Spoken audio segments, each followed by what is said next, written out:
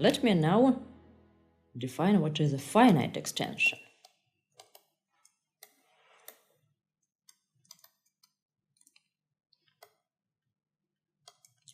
L is said to be a finite extension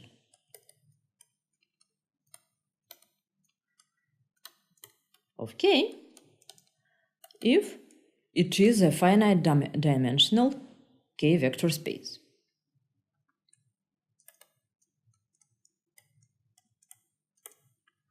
Well, the dimension of L over K is called the degree of the extension.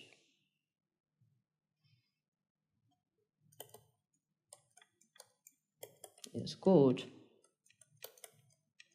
degree of L over K, and it's denoted as follows: L over K. Let me prove a theorem. Suppose L is an extension of K and M is an extension of L. Then M is finite over K if and only if M is finite over L and L is finite over K. Moreover, in this case, the degrees multiply.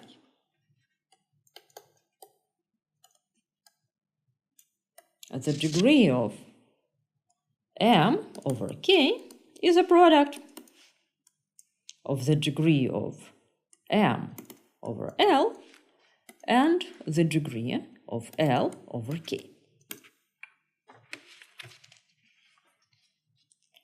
Well, let me prove this theorem for you.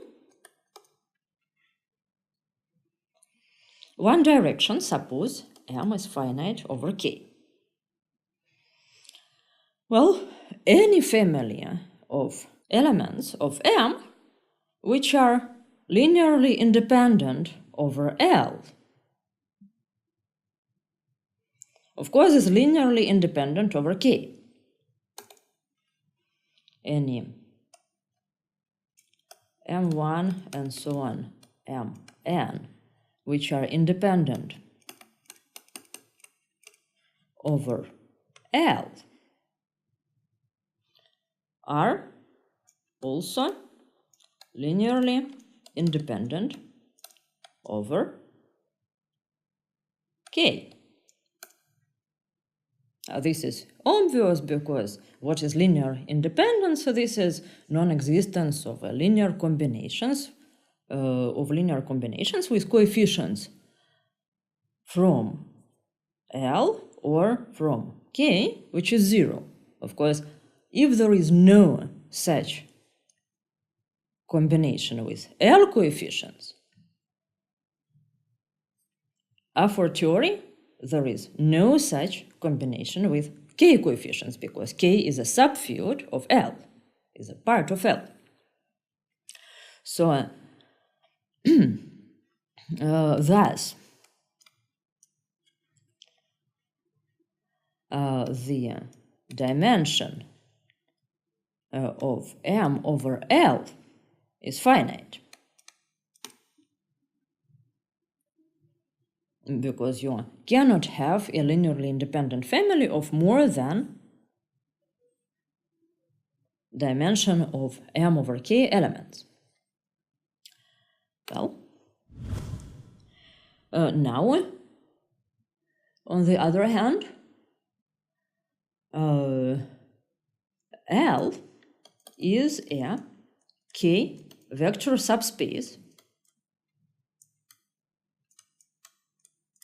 of M.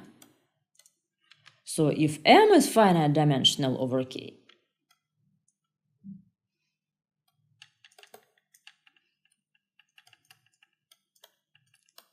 then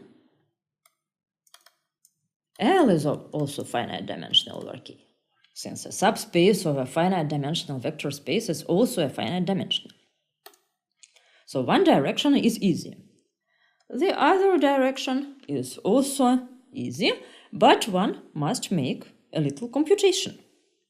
So let E1 and so on En be an L basis of M, and let epsilon 1 and so on epsilon g be a K basis of L. So let us prove that EI epsilon j form a K basis of M. Well, indeed, any x from M is a linear combination of EI with L coefficients. X is a sum of AI, EI, with AI in L. Well, each AI is also a linear combination, let's say sum of Bij of epsilon j, where the Bij are from K this time. So we can write X as a sum by over I and j over Bij epsilon j EI. So that is to say that epsilon j EI, which is of course the same thing as EI epsilon j, generate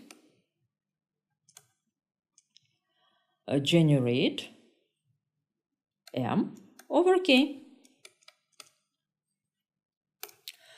And we only have to check that these are linearly independent over K. So on the other hand,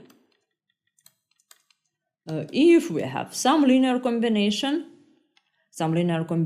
over I and j, Cij EI epsilon j, if this should be 0, then of course we can recompose the terms. Then we have a sum over I, a sum over j, Cij epsilon j, EI is 0. But EI, so these coefficients are in L, right?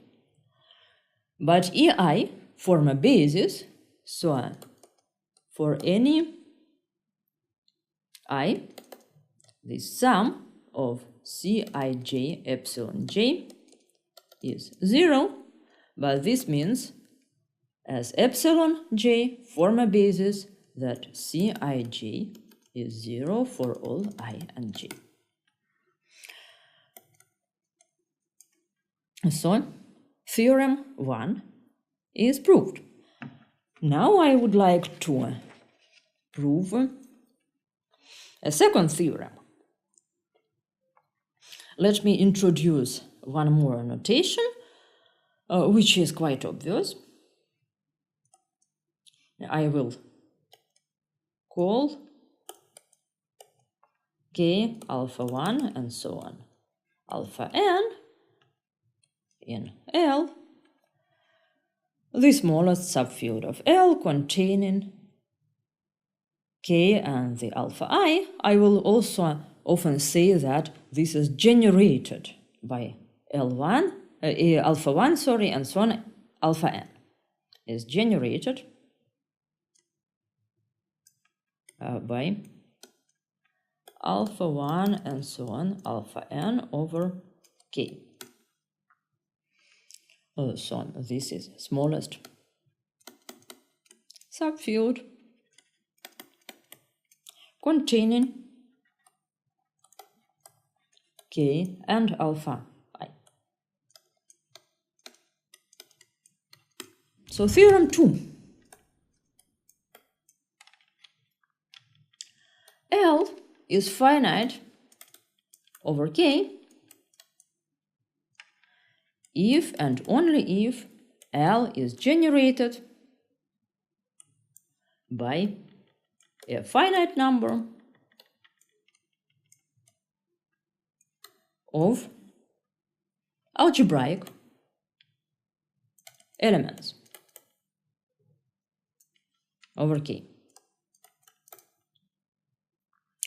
Well, again, one direction is obvious. If L is a finite dimensional k-vector space, then we can take a basis. Let alpha 1 and so on alpha d be a k-basis of L. Then L is certainly equal to the smallest subring of L containing alpha 1 and so on alpha d, which is a field, so it's also the smallest subfield of L containing alpha 1 and so on alpha d. Oh, now all alpha I are algebraic. This is just because, well, moreover, each k alpha I is a finite dimensional k algebra. Since it is a subring of L, which is already finite dimensional. So then by proposition 1, alpha I is algebraic.